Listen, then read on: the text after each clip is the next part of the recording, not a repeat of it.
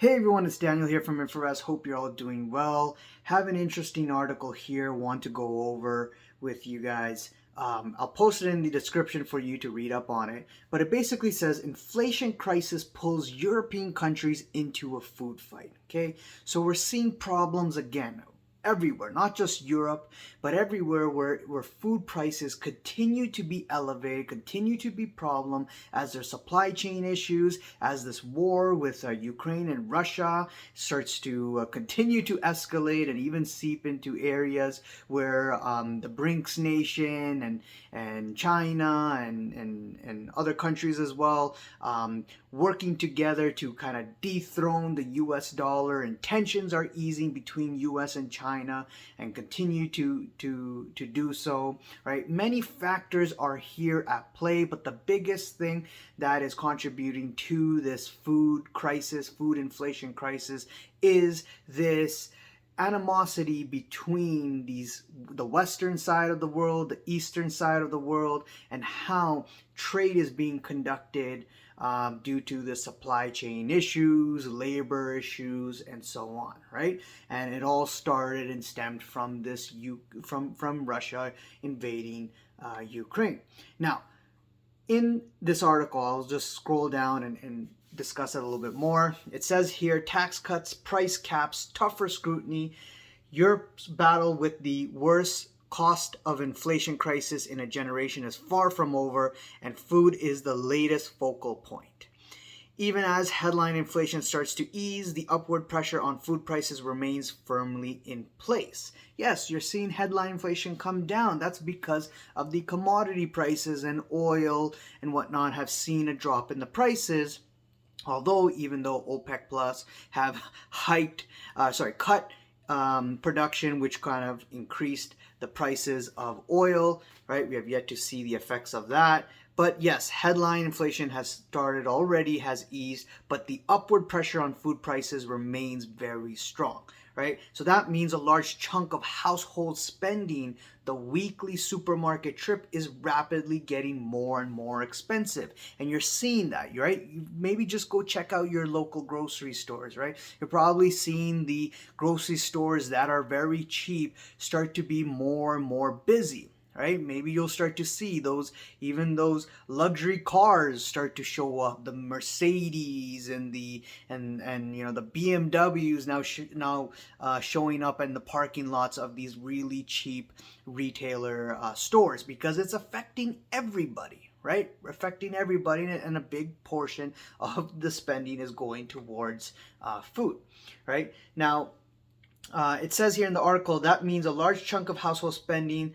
Yeah, I've already repeated that. So it then says, to take just one example, sugar, right? So it talks about sugar. Sugar surged the highest in more than a decade last week, right? So that's also contributing to higher inflation. So for governments, and sugar goes into many things too, right? Many things, which is causing also the food prices to go up. When you have one or two ingredients that where the prices move up, it then affects many more things, right? If you look at also grains or wheat and whatnot, if those prices continue to go up or they're elevated, it goes into your meat as well, because you need the grains to feed the cows or the animals and so on. And since that is getting more pricey, then yes, meat is also going to get more pricey as well. So food is getting more pricier and pricier, and on top of that, you have this OPEC Plus cut, which is pushing now, which has basically brought oil prices from $75 a barrel to $80, could continue to go higher. JP Morgan said could see $95 a barrel in oil, and it would be really bad if oil gets to above $100 a barrel. If it gets above $100 a barrel, that's going to make inflation even worse off. So now you got a food inflation, now you got oil, and crude oil and energy starting to move back up higher. It's going to pinch more and more consumers, right? So it says here also, in some parts of the Eurozone, food prices are rising at a pace not seen in post-war history, according to Robobank Group. Data last week showed euro area inflation eased to 6.9% in March. In France, it's low to 6.6%, but food price gains accelerate to about 16%. Right? In similar story in Germany, where food inflation is above 20%, right? So yes, you're seeing certain areas of the inflation, the headline inflation, come down, but most important essential things, which is food, which you need to eat, continues to be at really, really elevated levels. And we're talking double digits, 20%. Now, the government's doing few things to try to solve this. In the article it talks about tax cuts, it talks about price caps, and if you scroll down in this article, it's got this beautiful chart where it shows Europe's food prices increases outpace headline inflation, right? So actually, maybe it's not a beautiful chart, it's an ugly chart, I should say, because it compares general inflation. So what it compares here, it shows European Union general inflation 9.9%, food 19.5%, bread and cereals 20.8%, meat 17%, fish and seafood 14%, milk, cheese and eggs 28.4%, oil fats 27.2%, fruit 10%, vegetables 19.1%, and sugar 18.4%. And then you can see the other areas as well. So for example, you can look at Belgium, you can look at Spain, France. Take Hungary as an example. General inflation is 25.8%, yet food inflation is 47%. Bread and cereals 59.6%. Right? If you look at, let's say, Denmark, 8.3%, food is 15.3%.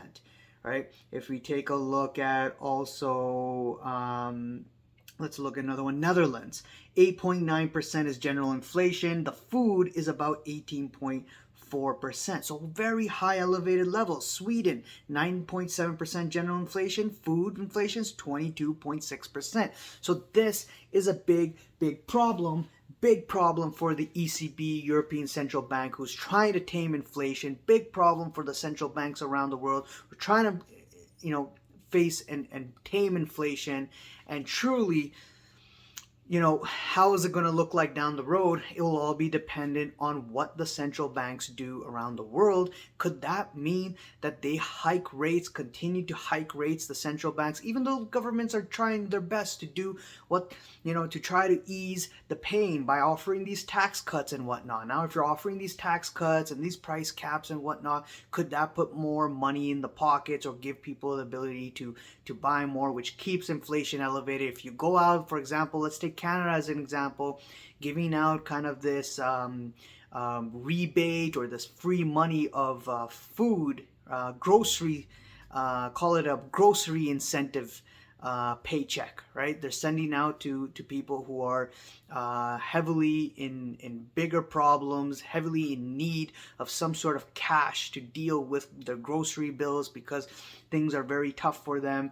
Certain people who get that money, guess what? It's going to take that money and they're going to go out and spend it again, and that's just going to keep prices of food and inflation elevated. So if the government continues to give more incentives and give more money, right, to help people out, and they're trying to do it, there's many reasons why they're trying to do it, but looking at the positive side of things, they're trying to do it to basically help with this inflation issue. But at the other side of things, the central banks not in the job of doing fiscal policy and basically giving checks the way the governments did during the COVID time. They don't give out checks to every single person and deliver and mail them the way the government has done it. Although there's some linkages, you could argue, with the printing of money and how the government gets that money, from whom they get it. But the point is, the central bank, it's making their job more difficult, which then means that, hey, the chances of cutting rates, or QE, quantitative easing, especially when you got food prices higher, inflation still elevated, the chances of that, or getting some sort of rate cuts this year, is very, very low. because you gotta fight inflation, you gotta bring it down. And how do you do it if you're a central bank? You hike rates, you keep quantitative tightening for maybe some time, higher rates for longer. Even if you pause rates, keep rates higher for longer to try to tame inflation. If it's not, that's not the case, and growth is not as bad as expected, then maybe they can continue to hike rates and then break something, right? And I think, again, I say this over and over again. I say this in every video, and I've been saying this for a long time. In my humble opinion, I believe something needs to break in order to bring inflation down. There's got to be something out there that's probably around the corner that's going to eventually cascade to all the countries around the world. Massive recession, hard landing that could bring inflation lower. And don't forget, right, these banking fears that are happening, these hedge funds that were imploding in the UK, the regional banks that were also imploding in the US. This is deflationary. This is deflationary. So if you get more of that, and you get an increase of that, and you get something to happen, shadow banking, whatever it is, whatever the next thing is, commercial banking, etc., you get this implosion to really exacerbate, then yes, that's deflationary, and that will seep into lower inflation.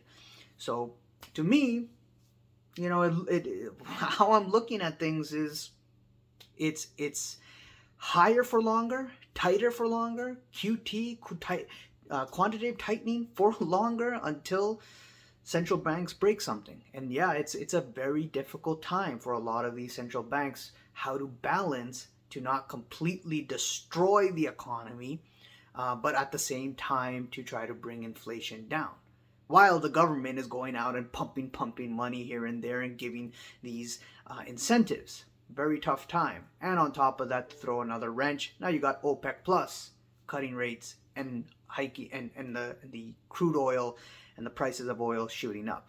So you guys let me know what you guys think about this. Leave a comment below, subscribe, hit the like button, the bell icon to be notified on the next video, and I'll see you guys around. Cheers, bye.